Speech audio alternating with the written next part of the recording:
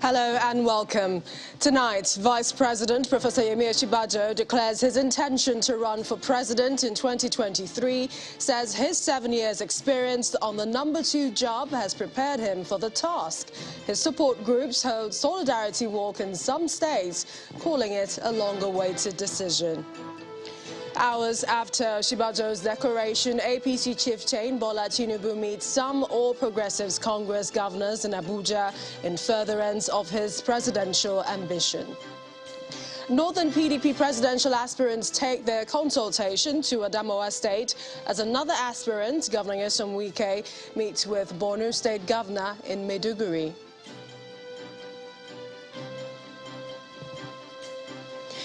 And Ukrainian President Volodymyr Zelensky says Russia is concentrating tens of thousands of soldiers for its next offensive in eastern Ukraine.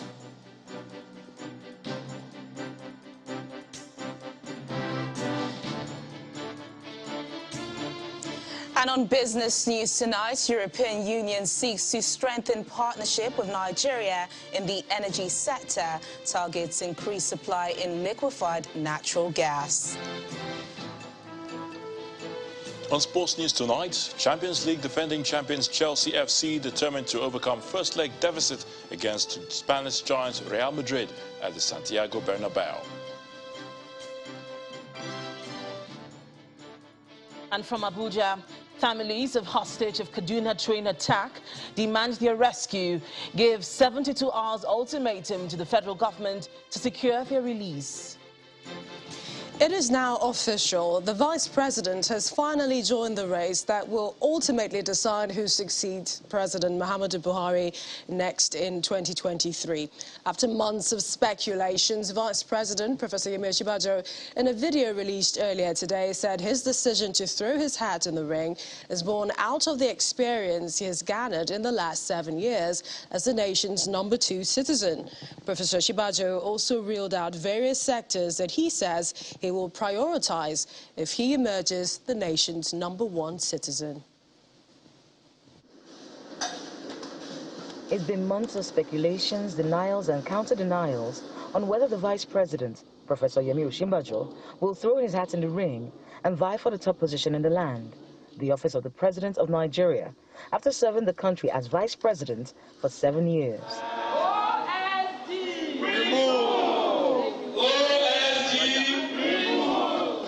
Posters have inundated social media from various interest groups who've made several calls for the Vice President to take the plunge.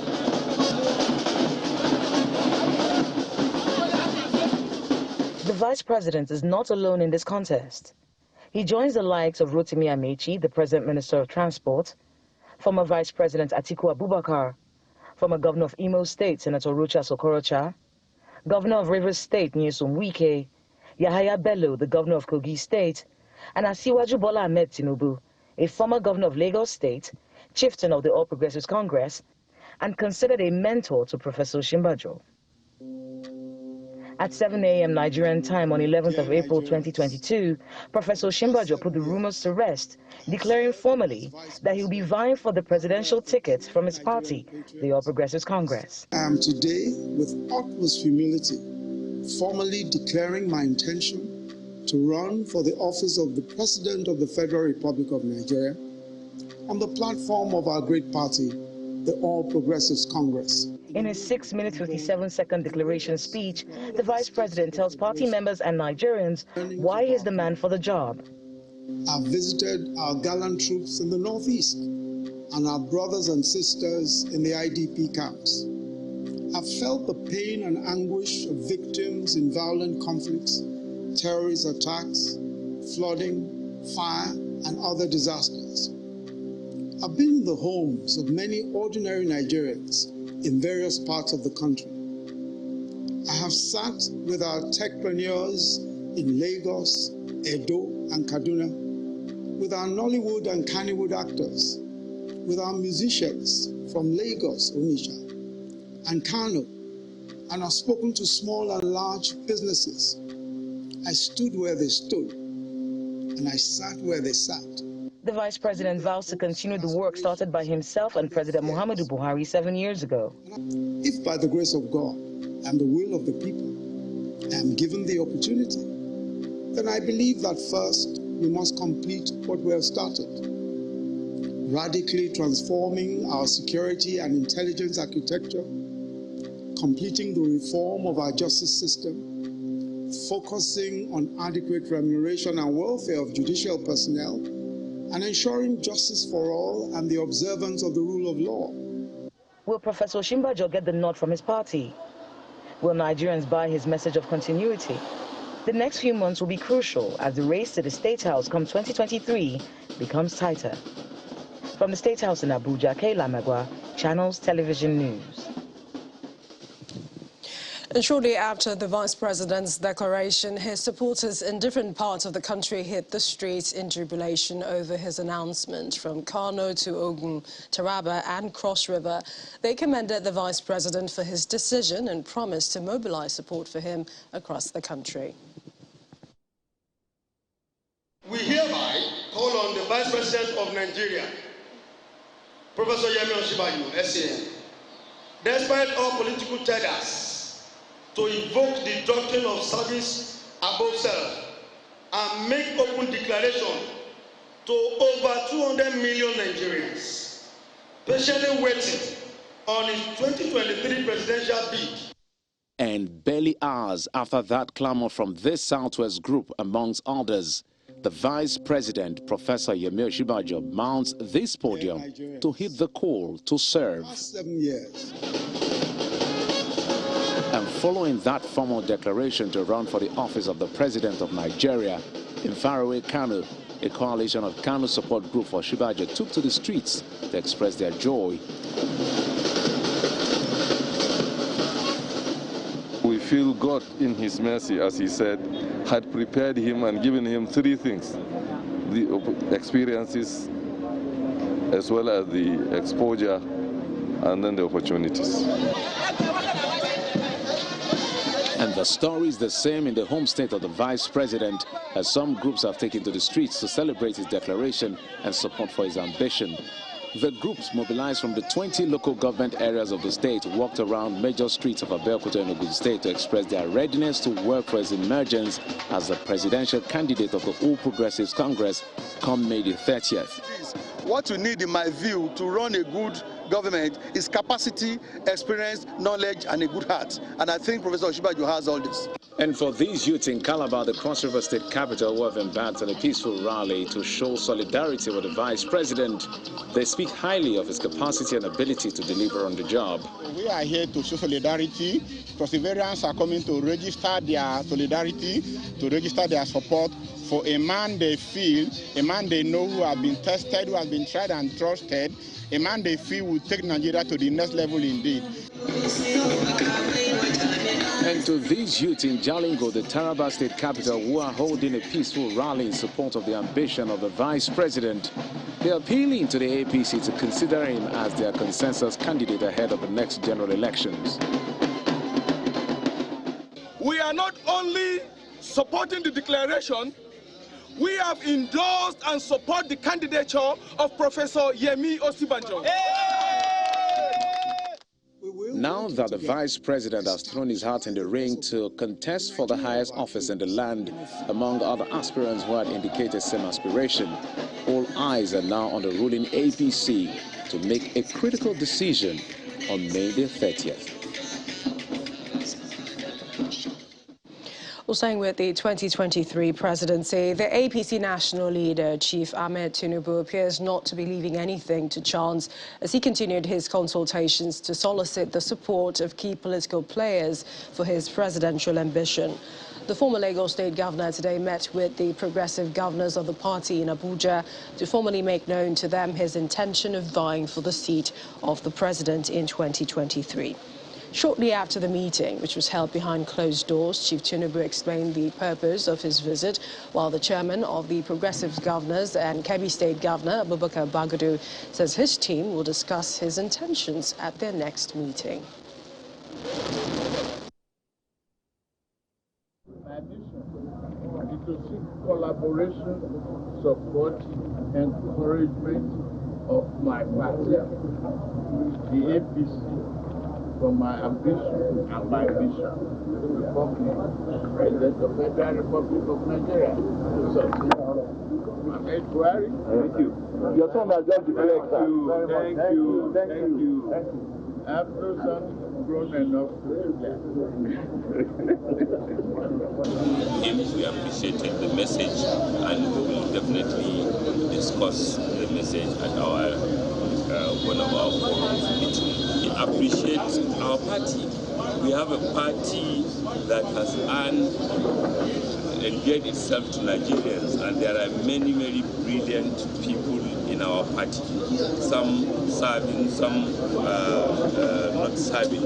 And the fact that we have people in our party who express the desire to lead the party, the party into electoral contest at the highest office, shows how much this party has resonated with Nigerians and our party members. And for us, it's a hallmark of success that people are showing interest. But at the end of the day, because they are leaders of the party, they will always do what will put the party's best interest at heart. Meanwhile, the presidential aspirants in the opposition People's Democratic Party have turned attention to the northern states in their quest for support. Governor Mohammed Bala of Bauchi State and his secretarial counterpart, Aminu Tambuwal, as well as former presidents of Senate, Bukola Saraki, were in Yola, the Adamawa state capital, today in continuation of their consultations for a consensus presidential candidate. After their meeting with Governor Madu Fintiri, Dr. Saraki briefed journalists, saying the interest of the PDP is bigger than their individual interests. Yes, we have individual interests, but the interest of PDP is bigger and the interest of Nigeria is bigger. So we come to share that with the governor to let him know, as you see the three of us here, we are ready to subject ourselves to either one of us, the lead, and across the other aspirants as well. This is not just those of us in the north, also we are talking to aspirants in the south so that the party can be united, because to unite a country, you as a party too, you must be united. So we had a very good meeting. As you know, your governor is very experienced, and you know he speaks his mind. He has spoken to us, he has shared his views, and we are living here more determined and encouraged with his thoughts, and for us to be able to go back and ensure that we have a consensus arrangement that will make the party strong, and inshallah, come 2023, PDP will lead this country. And while his counterparts were in Adamawa, River State Governor Nyesom Wike has taken his campaign for the presidential ticket of the PDP to Borno State. On arriving in the state, Governor Wike led his delegation on a visit to the Borno State Governor, Professor Babagana Zulum, at the Government House in Maiduguri, where he commended the governor for the warm reception given to him and his team. He thereafter met with the leader of the party in the state, Mohammed Al-Khali Imam, and party stakeholders from Borno and Yobe states to convince them to elect him as the PDP's presidential candidate in next month's primary election. Our economy is in shambles. You require somebody who can withstand and make our economy to stabilize. And therefore, I believe that you need a PDP committed person, to fly the flag of the party. You reap where you have sowed. No, it's not true. You reap where you sow. Is it not true? I have sowed in PDP, and therefore I will reap from PDP. I've never sowed in any other party. All through my life as a politician, since 1998, I've been sowing in PDP. And now that the fruit has germinated, I will pluck the fruit because I sowed for it. So, let nobody come and tell you he's not a Muslim. Nobody come and tell you he's not a Christian. Nobody can deceive us alone. Nobody. Nigerians are aware that everybody is suffering. Nigerians are aware people are dying. Muslims are dying. Christians are dying. Northerners are dying. Southerners are dying. We need somebody that can stop all this. And that is me.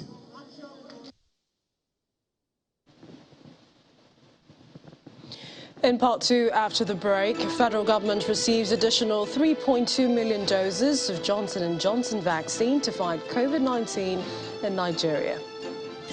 Please stay with us. Welcome back. If you just joined us, you're watching the news at 10 live on Channels Television Lagos. A reminder of our top stories. Vice President Professor Yemi Osinbajo declares his intention to run for president in 2023, says his 7 years experience on the #2 job has prepared him for the task. Hours after Osinbajo's declaration, APC chieftain Bola Tinubu meets 14 All Progressives Congress governors in Abuja in furtherance of his presidential ambition. Another aspirant, Governor Nyesom Wike, meets with Borno State Governor Babagana Zulum and PDP stakeholders in Maiduguri. And Ukrainian President Volodymyr Zelensky says Russia is concentrating tens of thousands of soldiers for its next offensive in eastern Ukraine.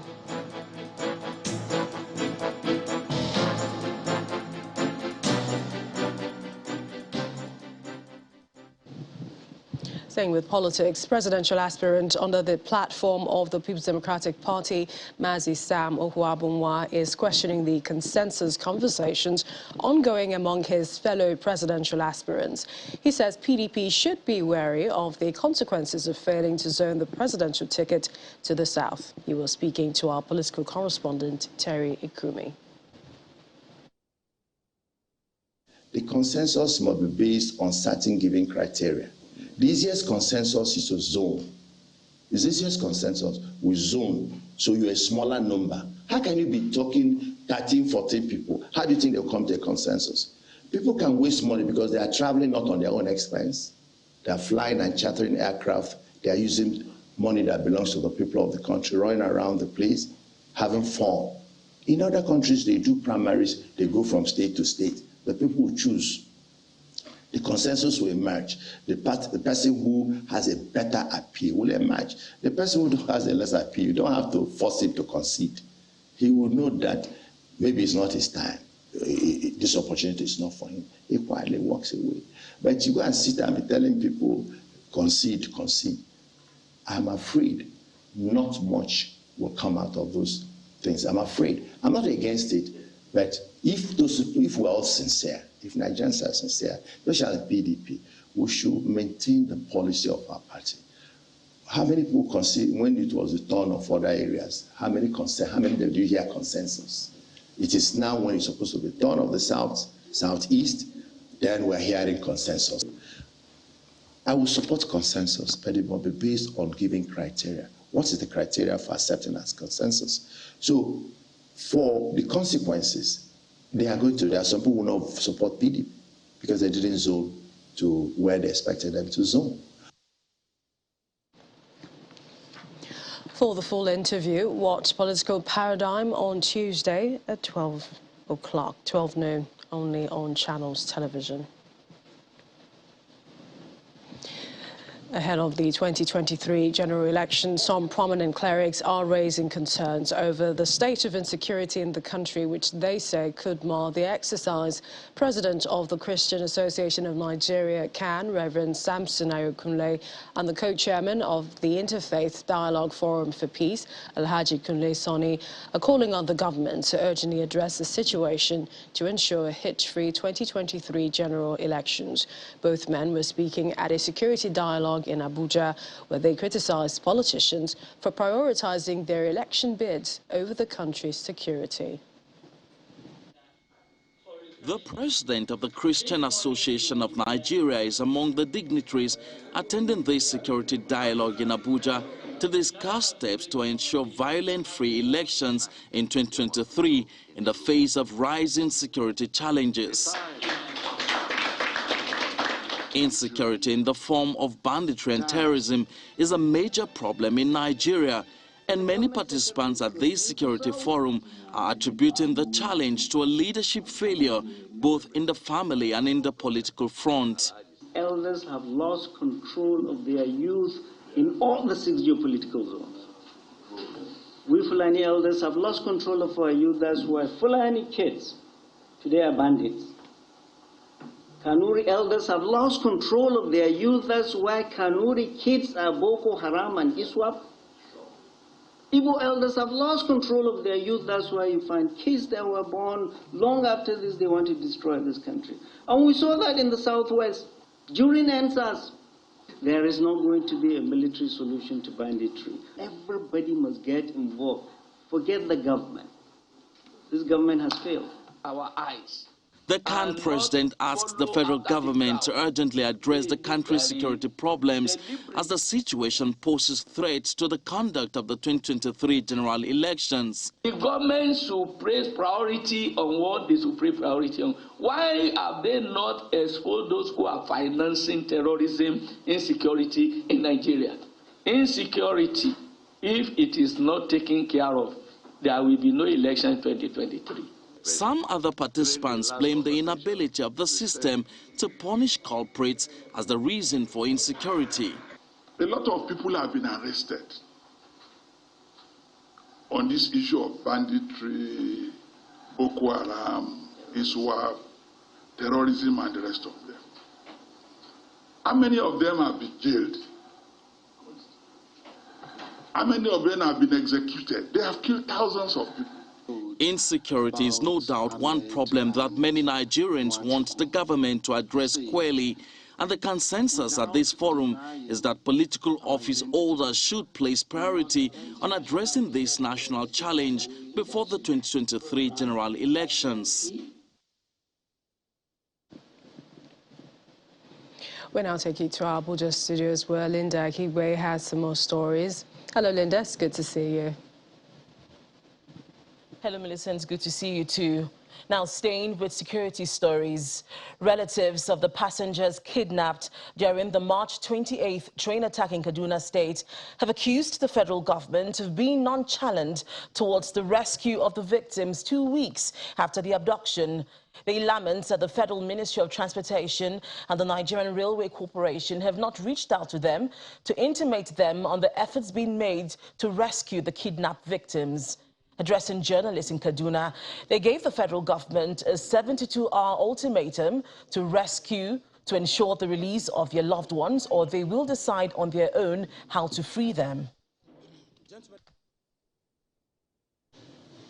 This incident happened on the 28th of March 2022. A day or two after, many of us had communication with our relatives, and the promise then was that the kidnappers said we should get ready, that they were going to contact us.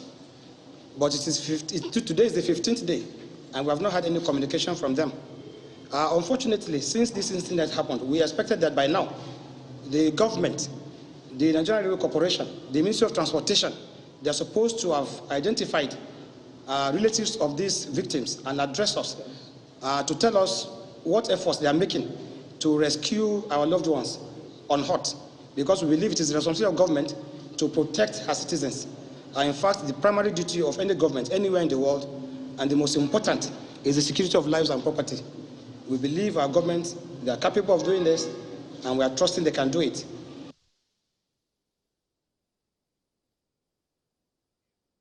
The complaints by the families of the train-attacked victims comes as a terrorist who attacked a Kaduna-bound train today released another video parading their victims in an unidentified location suspected to be a forest.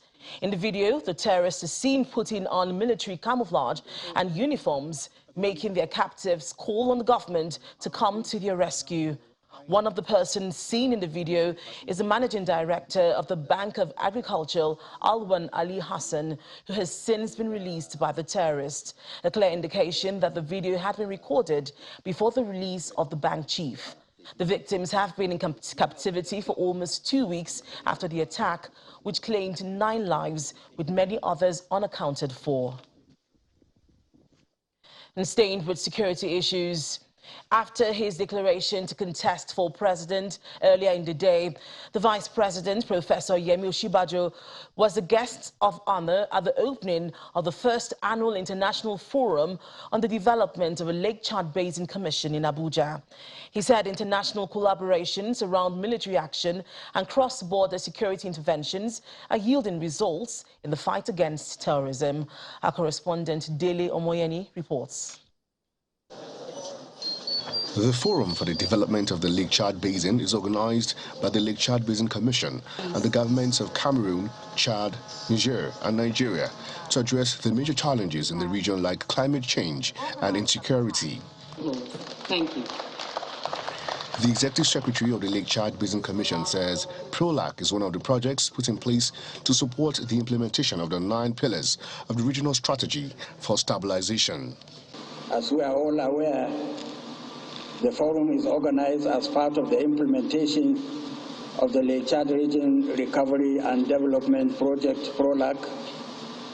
It is a platform that brings together high-level local and international stakeholders to facilitate exchanges on the progress made in the implementation of PROLAC, to deepen conversations and harmonization of existing national and regional initiatives and strategies, and to enable planning of new initiatives for closer cooperation to enhance stabilization in the Lake Chad region. The Vice President, Yemi Osinbajo, says Lake Chad Basin is strategic to the region, hence it remains a priority of government, especially when it comes to security. The results and recommendations of this forum are to be transmitted to the various governments to guide policy making and strategic decisions that need to be taken in the short and long term, related, of course, to the development of the region. And I can assure you that the federal government of Nigeria will be an active participant in turning these recommendations into firm actions. I'm confident of the same level of willingness of the governments of Cameroon, Chad, and Niger, which is, of course, evidenced by their presence here today. Finally, I would like to take this opportunity to assure all our partners in this effort of the government's commitment to working with you for sustainable, peaceful, and a prosperous region. The Lake Chad Regional Recovery and Development Project, PROLAC, aims to strengthen the foundations of regional cooperation and support concerted investments to improve access to regional markets to boost cross-border and regional trade. Dele Omoyeni, Channels Television News. Still ahead on the news at 10, European Union seeks to strengthen partnership with Nigeria in the energy sector, targets increased supply in liquefied natural gas. That's on Business News. Join us again.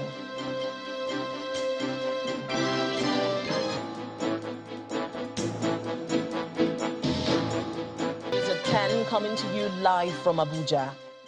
The husband of a popular gospel musician, Mrs. Osinachi Nwachukwu, has been arrested by the police. The Deputy Commissioner of Police in charge of operations in the FCT Command, Mr. Ben Igwe, confirmed the arrest of Mr. Peter Nwachukwu over the death of the musician on Friday. Mr. Igwe adds the police is still investigating the matter. He also adds that the police is investigating the gruesome murder of the chairman of the Gwagwalada Area Council chapter of Miyetti Allah Cattle Breeders Association of Nigeria, Alhaji Aliyu Adamu, his son, and 3 other people by bandits. And that's all from Abuja. Back to you, Millicent.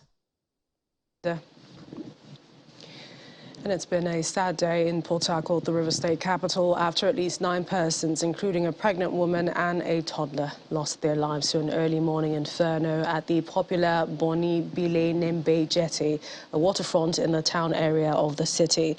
Several fibre and wooden boats were also destroyed in the fire, which is believed to have started at around 2 a.m. According to the Commissioner for Special Duties in River State, Mr. Emeka Onolu, the fire was as a result of an explosion of a gas cylinder loaded with illegal petroleum products with over 60 jerry cans.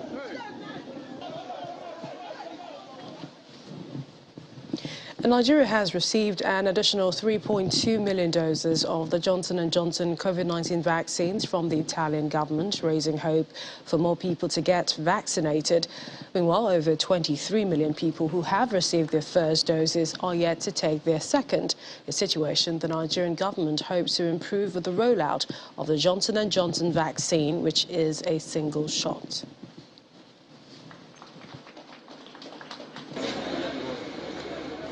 And to some company news now. The Chief Executive Officer of Erisco Bumpert Group, Eric Mafia, says small business owners and entrepreneurs who are indigenes and select widows of Amici village in Anambra State have benefited from the 300 million naira assistance from Erisco Foods Limited within the last 2.5 years. Mr. Mafia said this during the third phase of the 100 million naira empowerment program of the company aimed at eradicating poverty in the benefiting communities. Empowering indigents and communities to increase control over their own lives is important.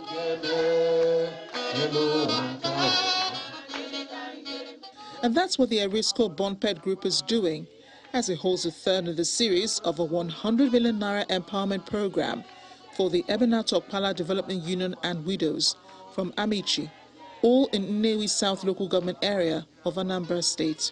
Not because I made plenty money today, but because even while spending money, going to $100 million today again, it's not because I have too much money, it's not because I'm the richest in Nigeria, but because as much as God found me good to be used to support and help people.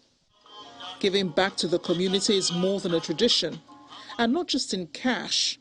The president of Erisco Bumpert has rebuilt and re-equipped the police station in his hometown, Amici, destroyed in the wake of the NSAS protests in 2020, among other things. An official of union expresses gratitude. Is it the 500,000 he's giving to all women of Ebenator Pala? Chief, you are too much. May God continue to bless you. May God continue to endow you to his glory.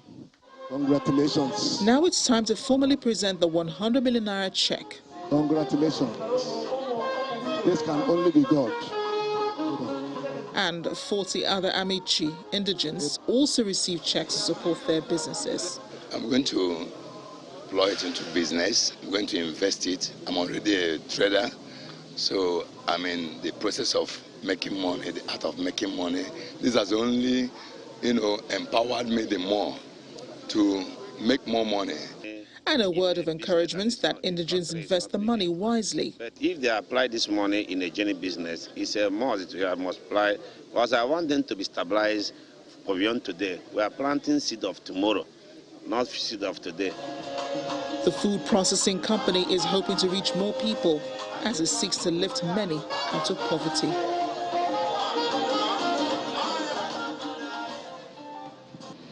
A team from Hypo Home Care Limited, owners of Hypo Toilet Cleaner, has formally commissioned an 8-unit convenience at the Lagos State NYSC Secretariat in Surulere. The project aims to upgrade public restrooms for Nigerians free of charge. This is the NYSC Secretariat in Surulere, Lagos State, and it's the first location of the Hypo Toilet Rescue Volunteer Program this year. The brand, through its Community Development Service project, decided to transform the Secretariat's restroom for better sanitation and hygiene. It's about we're trying to bring about a change, right? And one vehicle we've thought to work with is the NYSC, because partnering with the NYSC CDS gives us an opportunity to reach numerous communities, schools, girls' schools, public health centers, and see how we can renovate their toilets. So what we did was to come in, we had to bring in water, and we had to renovate the toilet and make it standard for use. In the name of the Father, in the name of the Son, in the name of the Holy Spirit. The new 8-unit convenience is a far cry from what it used to be, and the state coordinator is really happy about it. I feel like flying. I feel like break dancing. This is something we've been looking out for. begging organizations, core employers to come and help us fix. For over a year and a half that I've been here, nobody's been able to do that. And Hypo came on their own, unsolicited, to come and bequeath us this unique and wonderful gift. We can't thank them enough. The core members are also delighted with the new facility. I'm really impressed because it was in a really not so good state in the first place when it just got here. But now I can see very much improvements, not to worry about safety. Before you use the toilet, you use the toilet comfortably and conveniently. There's a big transformation here. The toilet is now clean and very okay. We can now use it comfortably and we're excited, we're happy. The Hypo Toilet Rescue Volunteer Project began 2 years ago. So far, over 50 toilets have been transformed, with plans to upgrade more. We're off to business news now. Here's Taniola Shibowale.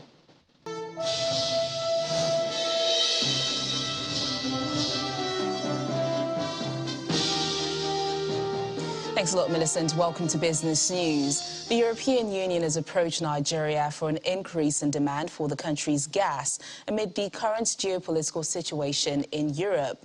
This was made known when the EU ambassador in Nigeria paid a courtesy call on the management of the Nigerian National Petroleum Company Limited.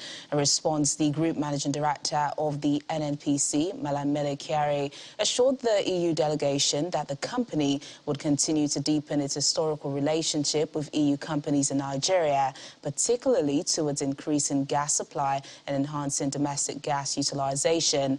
Nigeria is the fourth biggest gas supplier to Europe. At least 40% of the Nigerian LNG is currently exported to Europe.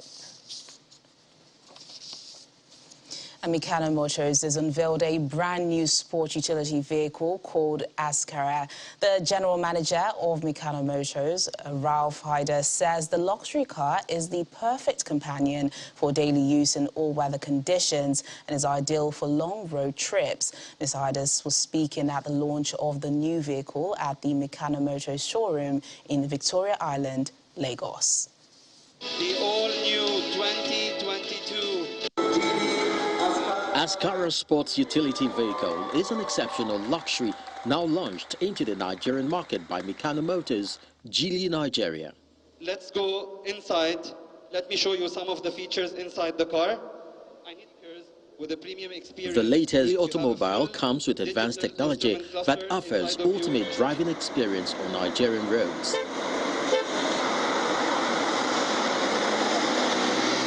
Ascara is powered by 48-volt electric motor synergy with mild hybrid system. The general manager of Mikano Motors gives details about the SUV. So the engine of the car is a turbo engine, mild hybrid technology that was co-developed with Volvo and used by Volvo on its own cars. When it comes to the gearbox, it's a 7-speed dual clutch transmission. Also, it's the best in class. Regarding the features of the car, we have premium Italian Nappa leather seats inside, a full-size panoramic roof on the Pro trim. We have the biggest screen in its segment, 360-degree eagle eye, around view monitor, dual zone climate AC, electronic tailgate. What you see is an upgrade in all aspects. The Ascara is best in class for technology, best in class for premium features, best in class for the quality of the materials used to produce the car. The Ascara comes in two trims in Nigeria. The Ascara Platinum Pro runs on a very unique system. It is what we like to refer to as a mild hybrid car. That means that it runs on a partly electrical and partly conventional fueling system. The vehicle has been meticulously crafted to distinguish its presence on and off the road. A car like the Ascara that has more than 200 horsepower, 300 Newton meters of torque has an excellent, best-in-class fuel consumption. We are talking something close to 7 liters per 100 kilometers. Our spare parts are available nationwide, all over the country. We are actually working on getting the car to being the top seller of brand new C-segment SUVs in the market. Mikano Motors is assuring its customers that the Ascara humanized space has been designed to enhance the driving experience for both the driver and passengers.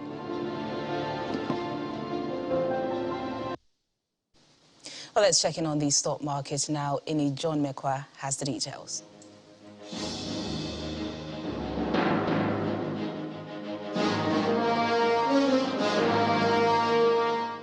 For the first time in about a month, Nigeria's equities market started the week bullish, and this is building on the positive sentiment the market closed with on Friday. The all-share index is once again moving really close to that 47,000 level we lost weeks ago, with over 0.5% gained at the close of trading. We see buying interest in banking stocks seems to be the major driver in today's positive trade, as we see them in the top trades there. MTN Nigeria, which traded almost 5 million in volume and gained 2 naira 50 kobo, also contributed largely to that. However, these market movers did not make it to the top gainers list. We see NACO, UACN and Mayor occupying the first 3 spots, while on the flip side we have Academy, Mutual Benefit and Japhol Gold. It's a great way to start the week. Fingers crossed, profit taking is over, at least for now, and it will be a positive week. That's the stock market report.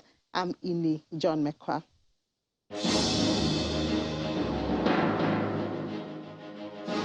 And now let's find out how major global markets ended Monday's trading session.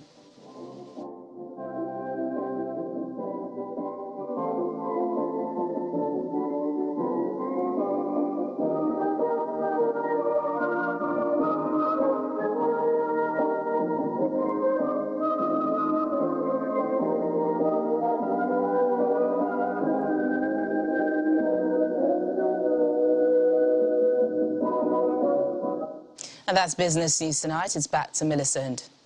Thank you, Taniola.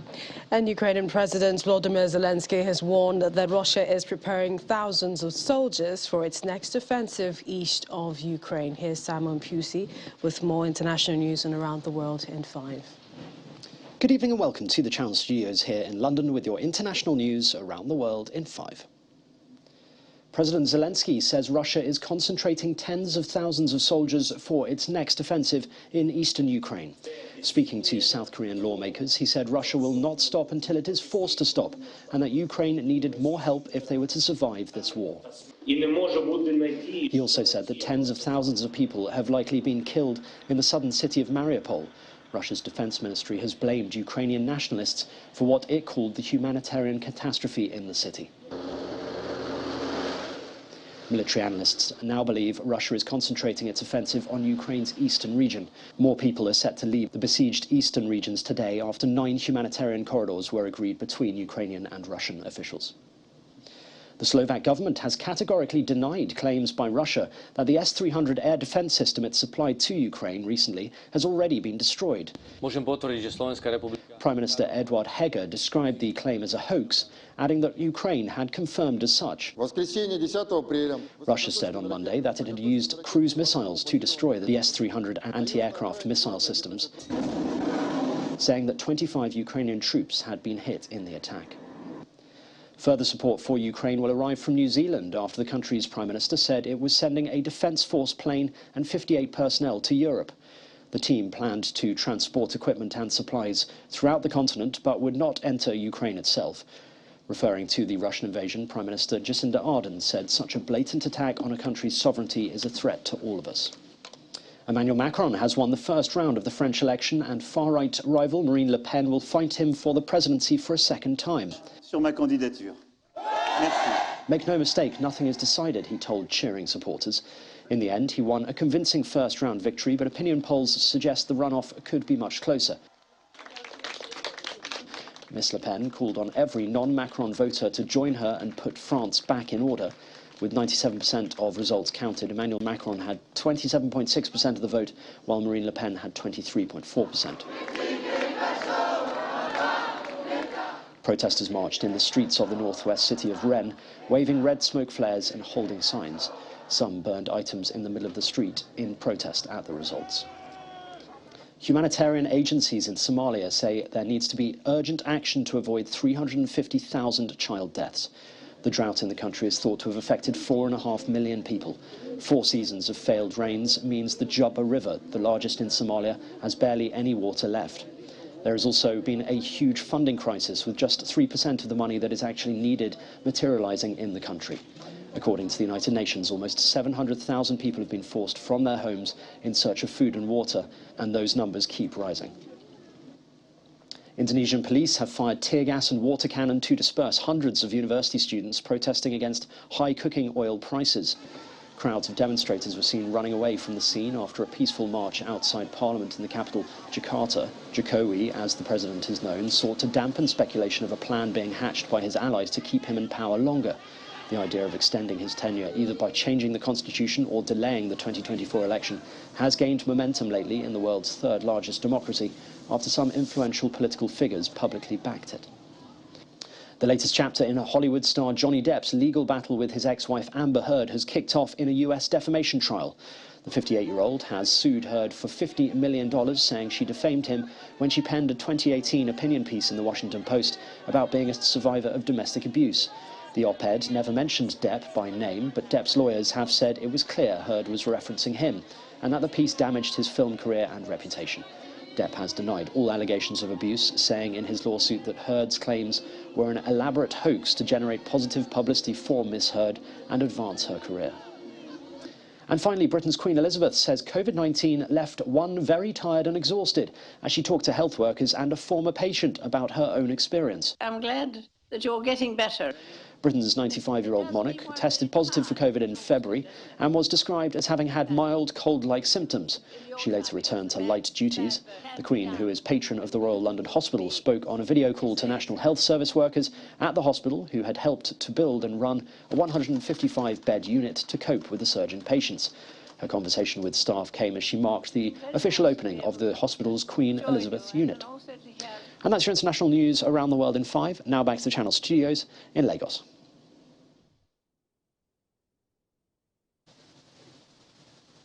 Many thanks, Simon. The Super Eagles' failure to qualify for the 2022 FIFA World Cup in Qatar has taught the Nigeria Football Federation a bitter lesson. In an exclusive interview with Channels TV's Austin Okonakwan in London, the NFF president Amaju Pinnick accepts they made mistakes and will use the experience to work towards repositioning Nigerian football. We'll be intelligent enough to learn from all the mistakes we've made, and be resurgent enough to bounce back and keep going. That's just the truth. Because, like I said, it's a journey. It's not a destination. You just keep learning as you're going. You look at things. How do you improve on this?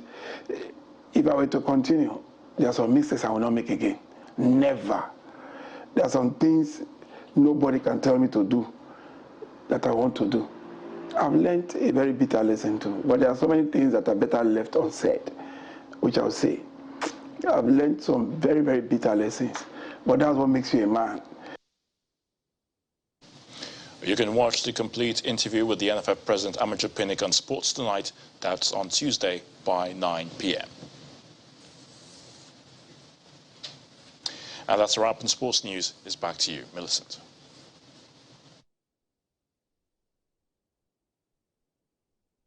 Thank you, Haritunde. And the main news again. The Vice President, Professor Yemi Osinbajo, today declared his intention to run for president come 2023. He said his 7 years' experience on the #2 job has prepared him for the task ahead. That's the news at 10 tonight. Thank you for watching. I'm Millicent Walker. Have a good night and stay safe.